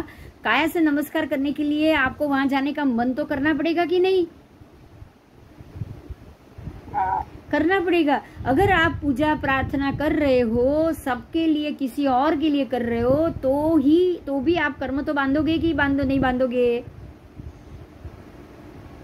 आप कर्म तो बांधोगे ही। अगर आपको कर्म ही नहीं बांधना है तो आपको काया से भी करना चाहिए। बोलो। आप ये सोचोगे मैं काया से कर रहा हूं, मैं मन से नहीं कर रहा हूं, चलेगा? ये पॉसिबल है? ये तत्व है? नहीं, ये तत्व ही नहीं है। तत्व कह रहा है मन वचन काया। काया तो बाद में आएगी, पहले मन में आएगा, फिर वचन में आएगा, फिर काया में जाएगा। कब जाएगा? खाली काया से कुछ नहीं होता है, पहले मन से होता है। समझ में आई? कोई भी क्रिया पहले आप मन से कर रहे हो। आप कुछ भी, आप ये सोचो कि ये मेरा खाली शरीर कर रहा है, ये पॉसिबल नहीं है। मन में आया है तभी शरीर कर रहा है। शरीर को आदेश किसने दिया? मन में। आपके मन ने दिया कि जाओ खाली हाथ जोड़ो और बोलो कि मैं मानता नहीं हूं आपको, लेकिन फिर भी मैं हाथ जोड़ रहा हूं। ये पॉसिबल है? यही तो मिथ्यात्व है। हम सोचते हैं कि ये मैं नहीं कर रहा हूं, मेरे हाथ कर रहे हैं। ये मिथ्यात्व नहीं है? ये मिथ्यात्व है। वो कपिला दासी बोली थी ये मैं नहीं दे रहा हूं, मेरे हाथ दे रहे हैं। कैसे पॉसिबल? वो मिथ्यात्व ही है, तभी ये सोच रही है। खाली हाथ काया काम नहीं करती, पहले मन काम करता है। पहले कौन करता है? मन काम करता है। आओ, अरियन परमात्मा के धर्म को जानने वाला गारुड़ी की इस बुद्धिमान बात को नहीं मानेगा। राजा को उसने धर्मोपदेश दिया कि आप ऐसे करो, लेकिन राजा क्या जवाब दे रहा है? सुनो, राजा बिल्कुल पराक्रमी तो है ही, महात्म्य रूपी गौरव के साथ है। वो राजा ने उसको जवाब दिया, जैन दर्शन में जिस उत्सर्ग के लिए अपवाद मार्ग आदि कहा है, वो जिसका मन कमजोर हो उसके लिए कहा गया है। ध्यान दो, जिसका मन कमजोर हो उसके लिए जैन धर्म में ये उत्सर्ग दिया गया है, ये अपवाद दिया गया है कि भी तेरा मन कमजोर है, तुझे लग रहा है कि नहीं मेरे पत्नी और पुत्र को बचाना चाहिए, तो तू जा उधर जाके प्रार्थना कर और हाथ जोड़। जैसे मैंने देखो पहले बोला था, याद करो दक्षा, बात हुई थी पहले, पता है अगर बच्चों की तबीयत ठीक नहीं है, बच्चों की सुखाकारी चाहिए, बच्चों को आयुष्य करनी है और आप जाके वो रांधन छठ करो, ये करो, तो आप बच्चों के लिए कर रहे हो ऐसा बताओ। मैंने बोला था बराबर, याद है? अगर आप बच्चों की सुखाकारी के लिए कह रहे हो, कर रहे हो, तो बच्चों के लिए कर रहे हो, तो उसका बच्चों के लिए किया हुआ कर्म भी चढ़ेगा कि नहीं? चढ़ेगा। लेकिन वो कर्म तो बना कि नहीं? आप ऐसे किसी समझोगे कि अरे ये मैंने काया से कर लिया, ये मेरे ऊपर कर्म नहीं चढ़ा है, ये पॉसिबल है? नहीं। लेकिन आप मन के कमजोर हो, आप बच्चों की सुखाकारी चाहते हो, तो ये मन की कमजोरी आई। मेरे बच्चे की तबीयत ठीक नहीं है, उसको कुछ ज्यादा बुरा ना हो, अच्छा हो जाए, इसलिए आपने बाधा रखी और आप वो बाधा के लिए वो देवी, जो भी देवी है उससे जाके प्रार्थना आपने की, आपने उसका जो तप था वो किया, जो प्रार्थना थी वो की, आपके बच्चे की आयुष्य और शक्ति के लिए ही किया है। तो आपके मन में बच्चे की कमजोरी है तभी किया आपने। अगर ये सोच लिया था भाई उसकी आयु जितनी होगी वो जिएगा, अच्छे से जिए बस, मैं ये कोई जगह नहीं जाना चाहती क्योंकि मैं जानता हूँ कर्म से विपरीत मुझे नहीं जाना है, अगर आप ये सोचोगे तो ही मन मजबूत कर पाओगे। बराबर? अगर आप ये नहीं सोच रहे हो तो मतलब आपका मन कमजोर है। तो जैन धर्म ने उत्सर्ग मार्ग दिया है, ये अपवाद है, ये उत्सर्ग मार्ग है कि आपको अपनी किसी खास काम के लिए उसकी आराधना करो और वो काम उसके लिए छोड़ दो, बाद में उसको छोड़ दो। पूरा पिक्चर समझ में आ गया? पूरी बात समझ में आ गई या कोई प्रश्न है? नहीं। दक्षा बोलो। ક્લિયર થયું? પણ બધી છોકરાઓ માટે કેવી રીતે કરી શકાય? હા તે જ તો કહું છું, આપણું મગજ કમજોર થાય જ, એટલે તમે કર્યું છે બરોબર કર્યું છે, કઈ વાંધો નથી, આપણે કઈ હજી એવા મક્કમ નથી થઈ ગયા ભાઈ। કરાય જ નહીં ને? શું કરાય જ નહીં? કોઈના માટે કશું કરાય જ નહીં। હા, એ સમ્યક દર્શનમાં દ્રઢ થવું હશે એ દિવસે તમે નહીં જ કરો। જે દિવસે તમારું સમ્યક દર્શન તમે દ્રઢ થવા, જો સમજી લેજે આમાં આ પણ છે ને કર્મ છે, બધા નિમિત્ત જ છે દક્ષા, આ બધા નિમિત્ત છે। આ નિમિત્ત ઊભા ત્યારે જ થાય, તમારા મનની કસોટી કરવા માટે નિમિત્ત ઊભા થાય। પણ હવે સમજી લેજે કે જે બાળકની તબિયત ઠીક નથી, હવે અહીંયા જો રાજાના પત્ની અને પુત્રને જો રાજા થકી જ જો બચવાનું લખ્યું હોત તો રાજા કમજોર થયા જ હોત। રાજા તો ચરમભવી છે એટલે એ કમજોર થઈ જ નથી શકવાના। સમજે અહીંયા શું કામ કરે છે તમારા, आपके ऊपर से कर्म खत्म हुए कि नहीं ये भी बहुत बड़ा काम करेगा। अगर मेरे 4-5 भव बाकी है और अभी भी मेरे अंदर से संकित आके चला गया है तो हो सकता है मैं ये उत्सर्ग में आ जाऊं।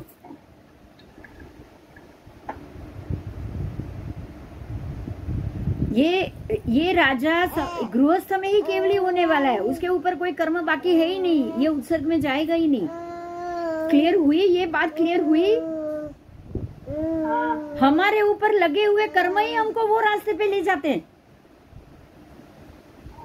हमारे खुद के ऊपर लगे कर्म ही हमको वो रास्ते पे लेके जाते हैं।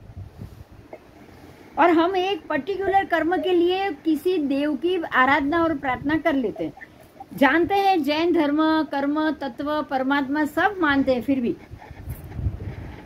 ये हो जाता है सिर्फ उसके लिए जिसका मन कमजोर है। मन उसी का कमजोर है जो अभी भी ज्यादा कर्मों के अधीन है। अगर आपके ऊपर कर्म का ढेर ज्यादा होगा तो जाहिर है आप मन मजबूत नहीं कर पाओगे, नहीं कर पाओगे। तो कर्म ही निमित्त बनके आपके सामने आएंगे, आपके सामने ये उत्सर्ग मार्ग लाके रखेंगे। ये विजय राजा चरमभवी है, उसी भव में केवली बनकर मोक्ष जाने वाले हैं। इनके ऊपर क्या कर्म की मात्रा होगी आप समझ सकते हो ना? कितनी होगी बताओ? ज्यादा कर्म से इनका आत्मा भार से दबा हुआ होगा?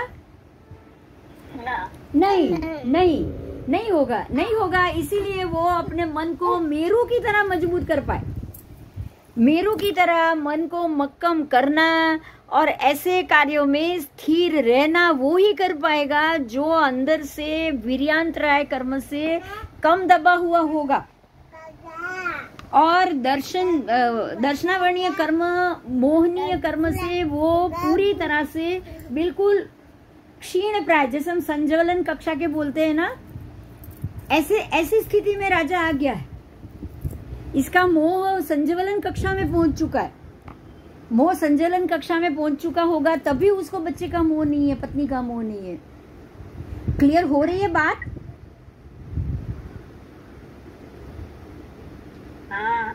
हाँ क्लियर हो रही है। अगर संज्वलन कक्षा, हाँ हमारो मोह तो संज्वलन। आप आपका अभी का मत सोचो, आपको भविष्य में संज्वलन पे जाना है कि नहीं जाना है, बस ये सोचो। अब ध्यान दो, नेमिनाथ भगवान ने क्यों सबको छोड़ दिया? क्योंकि वही परम भवी थे। अभी उनको यही भव में केवल ज्ञान होने वाला था, उसी भव में घाती कर्म का क्षय होने वाला था, तो वो भी संज्वलन कक्षा में तो पहुंच ही चुके थे ना। ऐसे ही भगवान महावीर ने कैसे सबको छोड़ दिया? राजपाट, पत्नी, पुत्री, 1-1.5 साल की पुत्री को छोड़ के निकल गए। तो क्यों? मोह क्षीण हुआ होगा तभी ना। तो जिनका मोह क्षीण हो चुका है वो ही अड़ग मन के हो सकते हैं।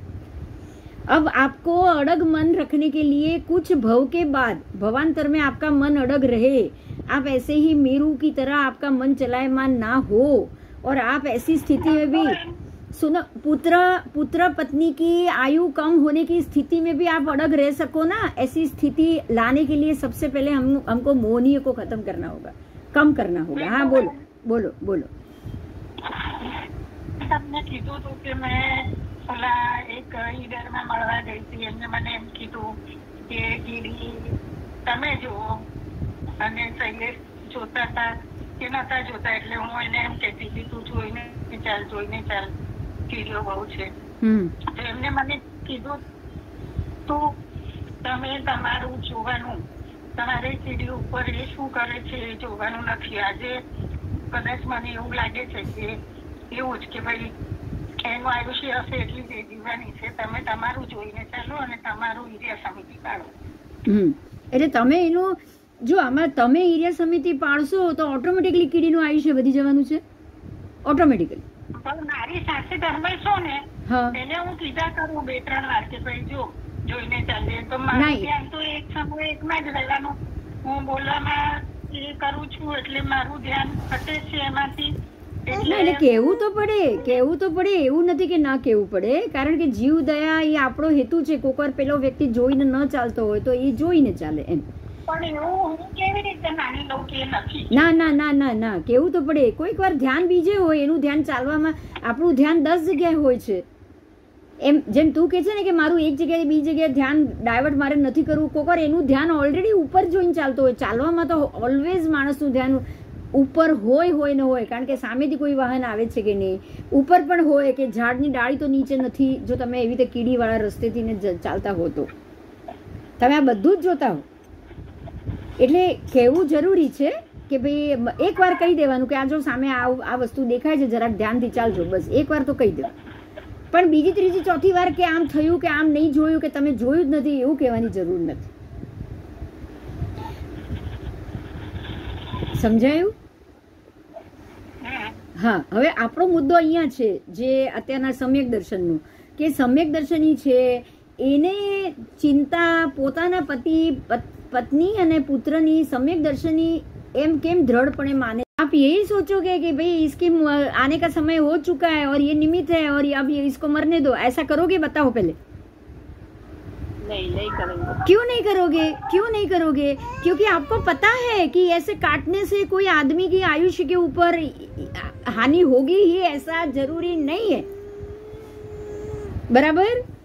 तो राजा भी वही कर रहा है कि भाई मंत्र से करो, गारुड़ी को बुलाओ, जहर उतारने के 1000 तरीके करो, क्योंकि अगर उसको उतरना होगा तो ऐसे ही उतर जाएगा, उसी से उतर जाएगा। अगर उसको मरना होगा तो कल दूसरा निमित्त आके मरेगा। तो सर्प के काटने से ये किसी की आयु खत्म होती है, ये तत्व है ही नहीं। ये बात समझ में आई?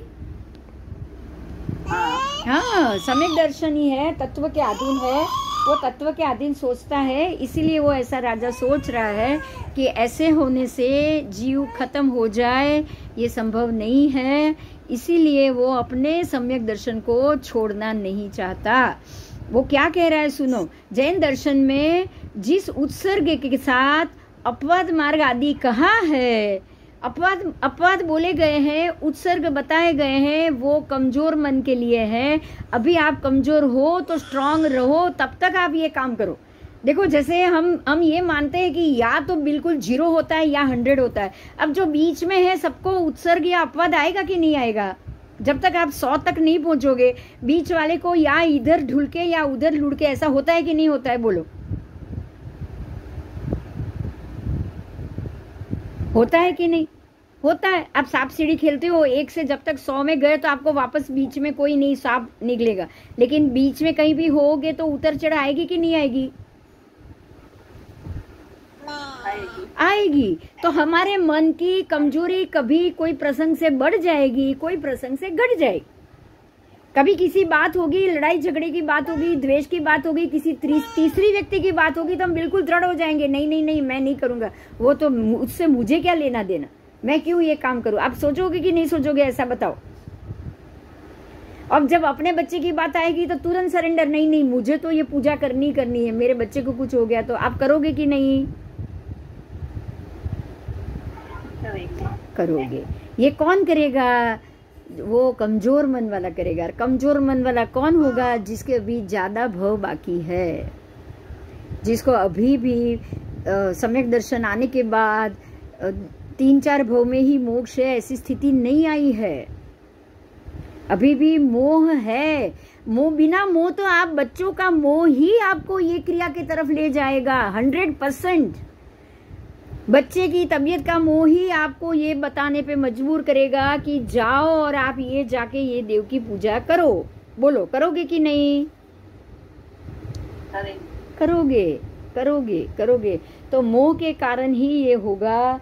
अगर ये मान लो कि ये मेरे कुछ नहीं करने से भी जो होगा अच्छा ही होगा, जो होगा कर्म के अधीन ही होगा, कर्म के अधीन अच्छा ही होता है, अगर आप ये मान लोगे ना, तो आपको ये कोई उत्सर्ग अपवाद में जाना नहीं और आप अपने मन को मेरू की तरह अड़ग रख सकते हो। अब हमारे पास 2 रास्ते हैं, या तो हम हर एक बात पे कमजोर होते जाए, या फिर हम अपना सम्यक दर्शन मजबूत और टिका के रखें। देखो, पहले मेरी एक बात ध्यान से सुनो, बहुत बढ़िया बात है। यही मुद्दे पे आपके सामने ये 2 बात आई ना कि मैं मेरे मन को कमजोर करूं या मजबूत करूं, तब ये आप मान लो कि आपको कहीं ना कहीं सम्यक दर्शन स्पर्शा हुआ है। बोलो, नहीं तो आप यही सोचते ना, अगर सम्यक दर्शन स्पर्शा नहीं हुआ होता तो कि नहीं बच्चों का तो देखना ही चाहिए, ये तो देखना ही चाहिए, ये अपनी जिम्मेदारी। आप ये सोचते कि नहीं सोचते? बताओ। ये सोचते आप अभी ये सोच रहे हो कि अब जितना हो सके मुझे ये सारी सोच से बाहर आ जाना है कि मेरे करने से कुछ नहीं होगा। देखो, राजा ये सोच रहा है, मेरे जाके नागराज को वंदन करने से कुछ नहीं होगा। जिसको जैसे मरना है वैसे वो जीव मरेगा ही मरेगा। समझ में आया?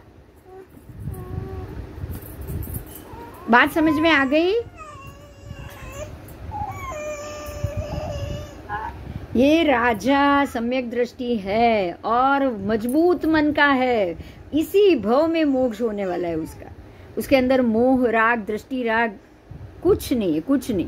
हमारे अंदर बच्चों के लिए स्नेह राग है, इसीलिए हम ये बात पे आ जाते हैं कि चलो उसकी तबीयत ठीक नहीं है, जाके ये दूसरे धर्म के मंदिर में जाके हम ये मानता करके आ जाए। समझ में आया? हाँ, आओ चलो अब आगे जाइए। अब राजा यहाँ मना कर रहा है कि मुझे ये कार्य नहीं करना है, और कह रहा है कि ऐसे अपवाद मार्ग को शक्तिशाली को ऐसे अपवाद मार्ग अगर शक्ति के साथ आपने अपनाया ना, शक्ति होने के बावजूद, तब भी आपको जग हंसाई और निंदा होगी। बोलो होगी कि नहीं बताओ? अगर आप में ताकत है, आज अगर आप कोई अरबपति है और ये सोचेगा कि नहीं मुझे जो भी चीज दान में मिलती है वो दान में मिलने के लिए वो लाइन में खड़ा होना चाहिए, तो लोग हंसेंगे कि नहीं हंसेंगे?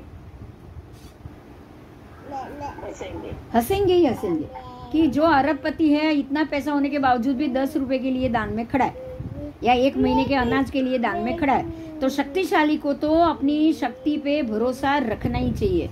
ये सोच के राजा कह रहा है कि स्याद्वाद का भी एकांतवाद रूप, स्याद्वादियों का ये मत ही नहीं है।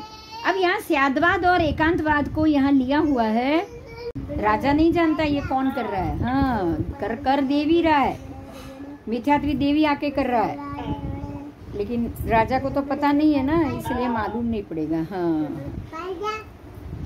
तो यही बात है। ये इससे ना हम लोगों को बहुत सीखने को मिल रहा है कि हम जो राग के अंदर खींच जाते हैं ना, वो हमको नहीं खींचना चाहिए। हम ये सोच लेते हैं, जैसे मैं मेरी खुद की बात करूं, ये पंचांग और उसके लिए ये हुआ ही था ना। હું હિન્દીમાં બોલું, રેકોર્ડ કરું છું। यदि हमको हेल्थ के लिए इश्यू आया, देखो पहले सबसे बड़ी बात यहाँ एक ही है, अगर आपको हेल्थ प्रॉब्लम आ रहा है तो आपको ये बात पे समझना है कि अभी भी आपके शरीर में कर्म ज्यादा भरे हुए, बराबर? नहीं तो जैसे जैसे कर्म खत्म होते जाएंगे आप बिल्कुल तबीयत से शुद्ध होते जाएंगे, आपको रोग निकलता जाएगा। जैसे जैसे कर्म से शुद्ध होंगे ना, ऐसे रोग हटता जाएगा। तो अगर सम्यक दर्शनी है या 2-3 1-2 भवी बाकी है तो उसके अंदर तो शक्ति बढ़नी चाहिए ना, घटनी नहीं चाहिए।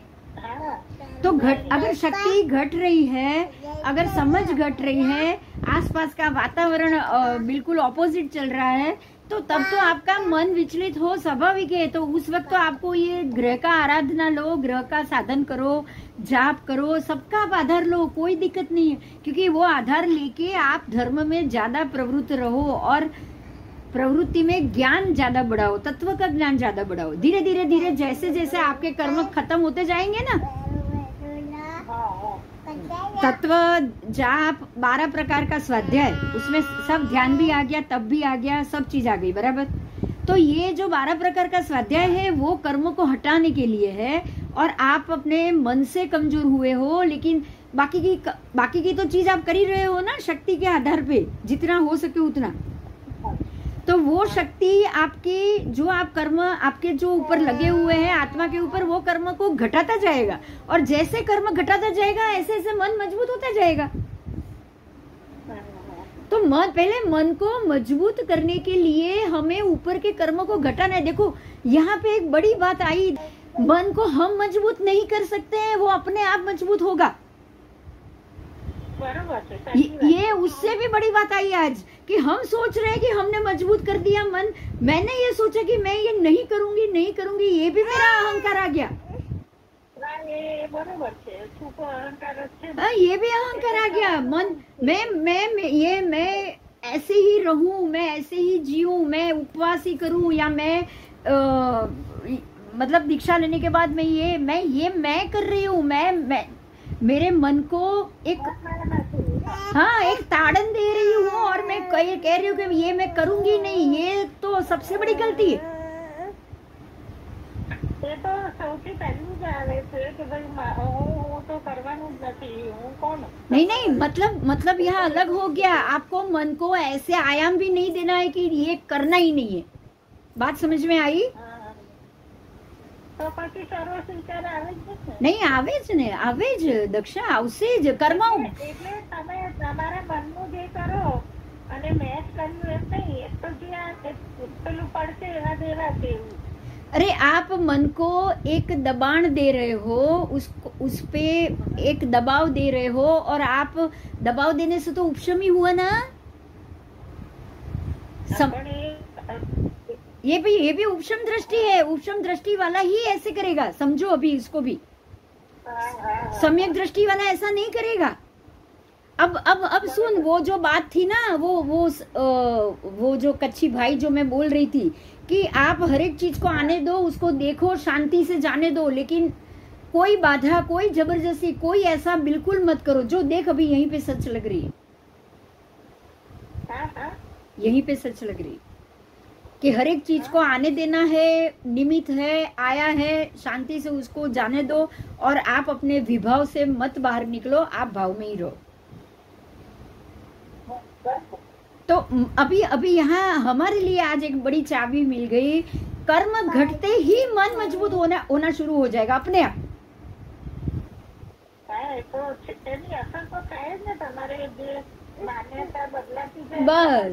बस तो आज अगर आप ग्रहों का आधार ले रहे हो, जाप का आधार ले रहे हो, ऐसे ही किसी देवी देवता की, अन्य देवी देवता की पूजा का आधार ले रहे हो, और वो आधार से आप अगर अभी के कर्म के निमित्त को उसको टाल रहे हो, तो पहले तो दिमाग में ये लेने के बाद ये मानो, ये कर्म मैंने सिर्फ, ये आज जो मैंने पूजा की वो मैंने सिर्फ मेरे बच्चे की सुखाकारी के लिए की है, बाकी मुझे जिनेश्वर परमात्मा ही मान्य है और मुझे मोक्ष ही चाहिए।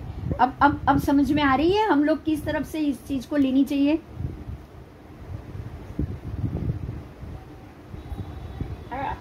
और धीरे धीरे ये भी निकालनी, अपने आप मन मजबूत हो जाएगा। आपको परमात्मा का मार्ग नहीं छोड़ना है, तो अपने आप उसको पकड़ के ही रखने वाले हो।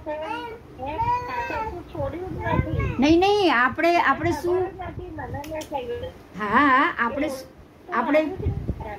आपने શું કર્યું કે પરમાત્માનો માર્ગ બી રાખ્યો ને આ માર્ગ બી રાખ્યો। આપણે એમ કર્યું, જે વસ્તુ માટે જે જરૂરી હતું એ ક્રિયા અહીંયા કરી, બરાબર। હા, આપણે જે વસ્તુની જરૂર હતી એ ક્રિયા કરી।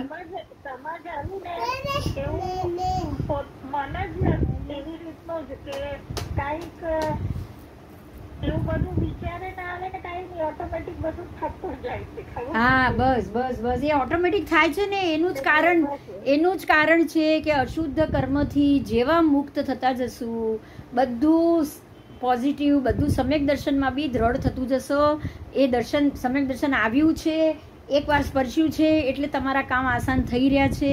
હવે એ કામ આસાન થાય એની કોશિશ કરો, તત્વમાં શ્રદ્ધા જ મજબૂત કરો, બસ કે મને વૈરાગ્ય અને મોક્ષ સિવાય મને કાંઈ ન જોઈએ, મને આ બધી જંજાળોમાંથી મુક્તિ જોઈએ। આ વાતને રોજ યાદ રાખવાની છે, ભૂલવાની નથી।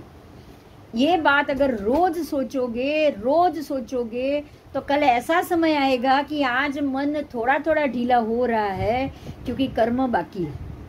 कल कर्म ही बाकी नहीं होगा, उस समय का, उस तरफ का कर्म जितना बाकी होगा उसको आज आने दो, उसको भी आज आने दो। देख, मैं मेरी ही बात कर रही हूँ, मेरे यही पिछले 1 साल में वो भी कर्म आया कि नहीं आया, मैंने किया, तुझे पता है, मैंने वो भी किया, ग्रहों का भी आसरा लिया, सब लिया। लेकिन जिस दिन ये मुझे आगम में से पूरा पंचांग विधि सहित मिल गया, इस तिथि का क्षय करना है, ये पक्ष में क्षय करना है और पंचांग बन भी गया, उस दिन से मैंने सारे ग्रह उतार के रख दिए, मैंने उतार दिए। अब मैं नहीं पहनूंगी क्योंकि मुझे अब इसका आसरा नहीं लेना है। मुझे जो काम करना था उसके लिए मैंने ये लिया था, अब ये काम हो चुका है। अब तो ये भी नहीं आएगा, मतलब कहने की बात है, क्योंकि अभी भी कुछ न कुछ उसका निमित्त बाकी होगा। सीधी बात है, ये समझो, ये निमित्त बाकी होगा। तभी मुझे किसी ने आके बोला ना कि आप ये पूजा शुरू करो। हाँ, निमित्त बाकी होगा, तभी मुझे किसी ने बोला। अब तो ये भी निमित्त, अब तो काम ही हो गया है। मेरा जो काम था वो मेरी जिम्मेदारी थी, वो खत्म हो गई। अब इसको चालू कराने, हाँ, अब इसको चालू कराना है, परमात्मा को देखना है। तो मैं अब ये सबसे बाहर आ जाऊंगी, मुझे कुछ नहीं चाहिए, मुझे अब सिर्फ भगवान चाहिए, भगवान की पूजा, जो 12 तप है वो चाहिए। उसमें से जो होगा मैं करूंगी, जो नहीं होगा उसको भी छोड़ दूंगी।